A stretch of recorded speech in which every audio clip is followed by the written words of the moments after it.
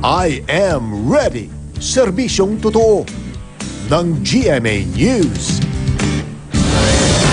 Mga kapuso, mahina pa rin ang hanging amihan at sa susunod na linggo pa inaasahan ang muling paglakas nito.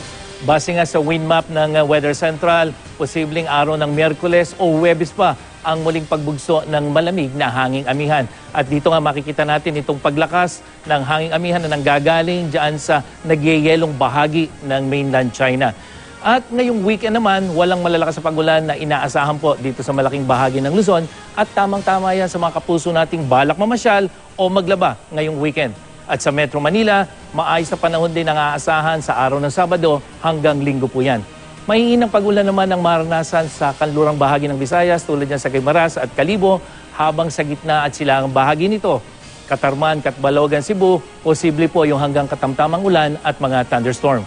May mga pag-ulan din sa malaking bahagi ng Mindanao ngayong weekend at dyan sa mga rehiyon ng Caraga at Davao, may tsansang magkaroon ng mga thunderstorm, lalong-lalo na pagdating ng hapon at gabi. At ayon sa Pag-asa, epekto ito ng easterlies o yung mga hangin na nanggagaling dyan sa silangan. So yung po mga thunderstorm at pag-ulan na yan dyan sa Visayas at Mindanao, dulot nitong umiiral na hangin na yan.